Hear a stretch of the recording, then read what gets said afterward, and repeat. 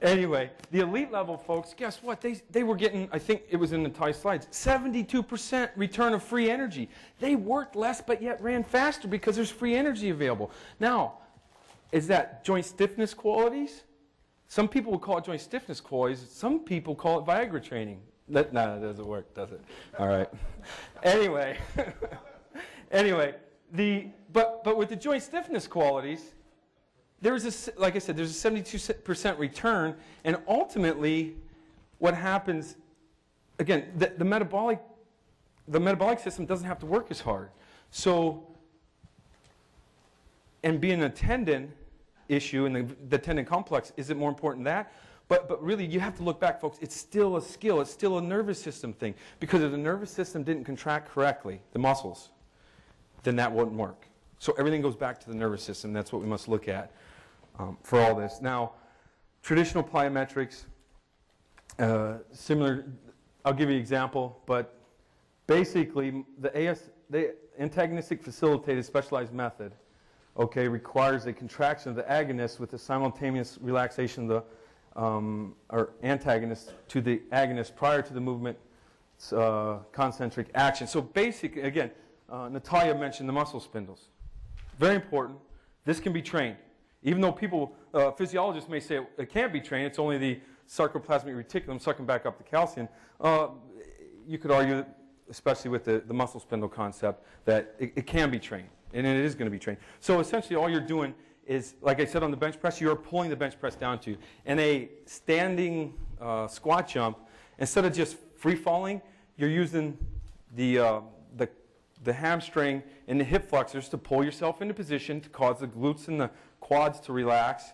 And then when you hit the ground, you instantaneously use your quads and glutes, which will force the relaxation of the other muscles. So again, you're teaching the muscles to contract and relax at high speeds. Now, this didn't dawn on me until I took my elite level athletes, like my track athletes. I had two, for example, this year we had two kids run the 800 meter, the world's fastest time, somewhere in like April or May. It doesn't mean they're going to make the world team, but ultimately, you know, we're getting some results. And when my track athletes would do, let's say, an oscillatory dumbbell bench press, which I'll show you here, they're literally, their back is jumping up off the ground 4 or 5 inches in a 4 or 5 inch range of motion. It's how fast the nervous system. Now you look at a bunch of slow hockey kids. They can't move it that fast. My elite track kids could. Eventually, my hockey athletes got much, much better. So what am I training there? It's a skill, but so is sports. So ultimately, the hopes is that people get their head wrapped around this. And I'll show you how I kind of put it all into programming.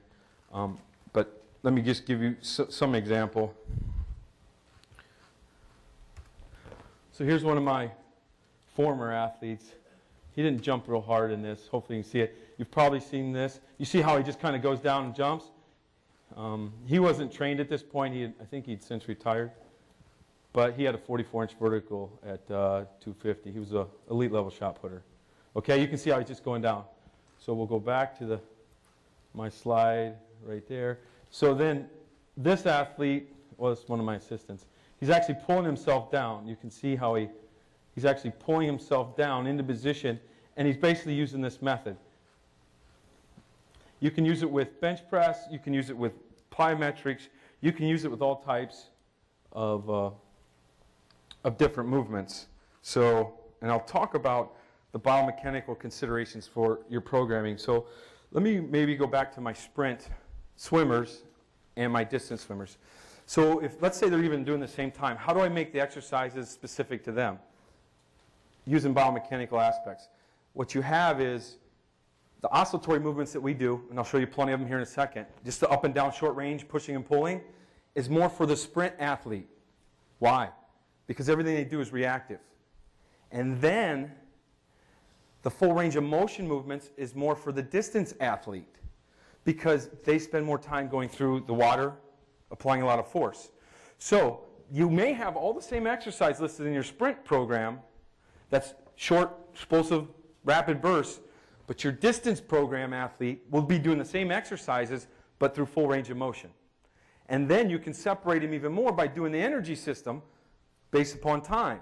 Okay? Now some people may think time is hard. I've had assistants say we can't switch over to this. we switched over to everything in a couple weeks, okay? You just have to change the thinking of the kids and yourself, okay? Now, let me give you an example. So here's, I think this is a 2-position one. So here's a hex deadlift, up, down. The athlete's pulling himself up and down with his quads. And at the top, we'll always finish with a full range of motion. Now, I won't get into at the bottom, he's pushing and pulling. Actually, I was thinking about putting a strap or something to hold their toe so he can pull down harder during that time. You might want to get a little bit more movement now, but at the top, as he's going up and down, he's pulling with his hamstring, or pulling with his hamstring, yes, and pushing with his quad, so his feet's pushing and pulling. You should see my track athletes do this. Unbelievable how fast they go. Now, let's get sports specific on the biomechanical aspects. Distance runners, 800-meter runners, majority of their time is spent in the top range of motion. You would want this top range of motion for them. Most of your sports with acceleration, you would actually want the bottom range of motion because that's where they spend most of their time, especially your football lineman, is in acceleration versus top-end speed, okay? So you're basically just breaking up how much time they spend at both. So your football lineman, you may do 10 seconds at the bottom position up and down, and trust me, that hurts when you do it right. Then your distance runner may be at the top, and your DB or your linebacker may be at both. He may do 5 at the bottom, 5 at the top, because he accelerates and he runs at top-end speed. Okay? That's just biomechanical positioning for your programming, basically writing on the needs of the athlete, whether they're in acceleration or at top-end speed. The top-end one here will help with joint stiffness qualities, I feel, and actually will stop that undulation of the hip when in a distance runner, for example, like that.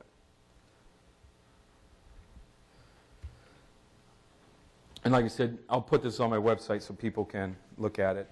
Now, weekly planning. My GPP, maybe it's something I can talk about next year.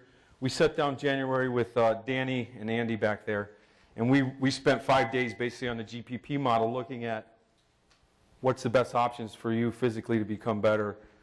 Realistically, we dug into a compartmentalization of each organ in each system, and basically even the cells, on how can we affect the whole system to work better so that it can handle more stress weeks 5 through 12.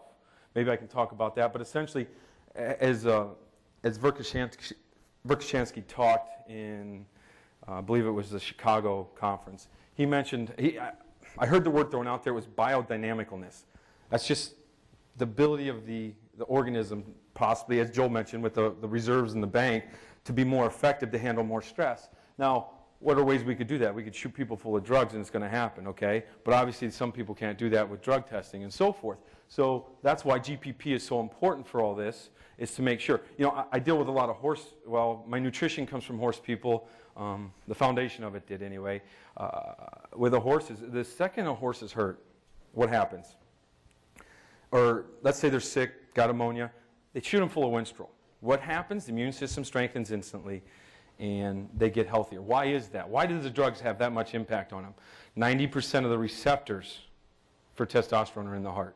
Your heart strengthens, your ability to function at a higher level. So the GPP component, that's what I'm going to try to do, is strengthen the heart and all the supporting avenues of the heart. So when I compartmentalize my stress in the GPP, I'm essentially going to make you better to handle that stress without drugs. That's my hopes, okay? Eccentric block training, essentially, if you know my triphasic, the next 2 weeks would be the eccentric block training. Time sets, you can go, day 1 would be with my eccentric component, because we got a 6 count down for a triple on my squats. That's basically sets everything. I do 20 seconds. On my 5-day model, it would be the day right beside day 1, which would be day 2, but it doesn't work that way with the 3-day model. But ultimately, 20 seconds.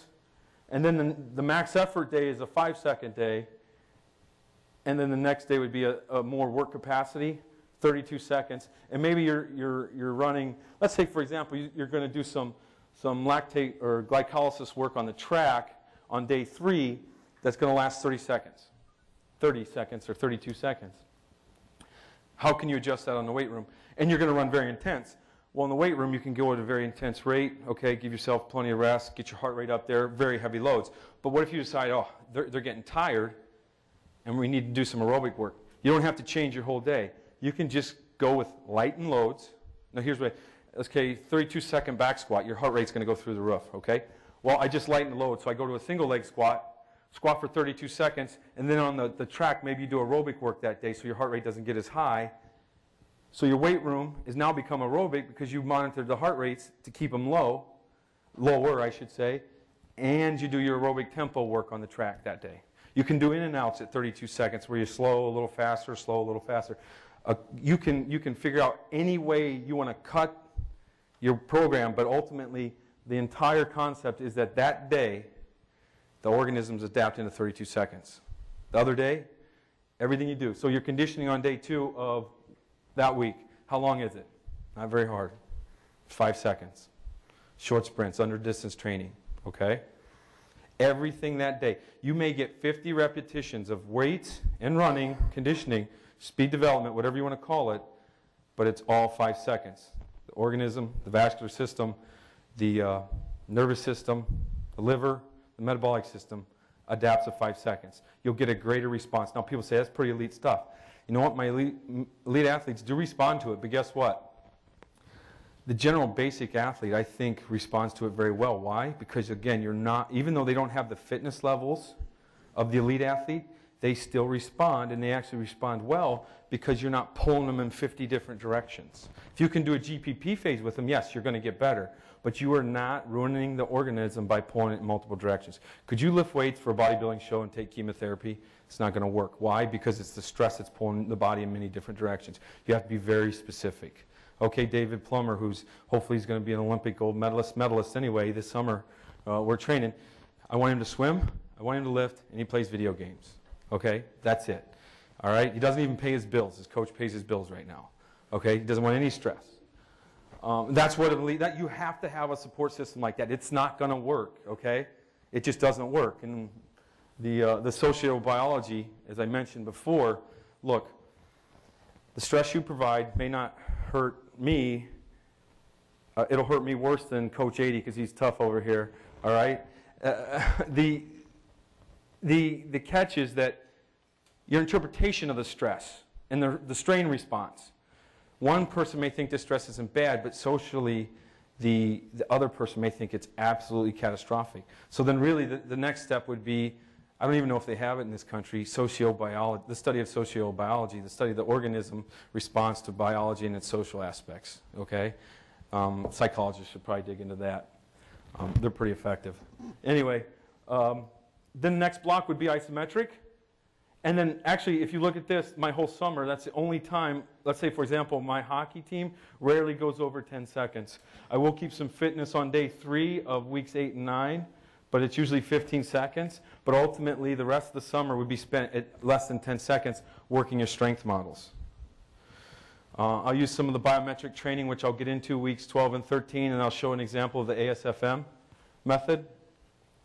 And then, as you can see, the last 6 weeks of summer, every set is under 10 seconds. Most of them, it usually goes in a 7, 5 to 10 because I'm trying to get them stronger. Now, my coaches, for example, on week 16, 17, or week 14, 15, trust me that I've already told them they're not going to be in hockey shape.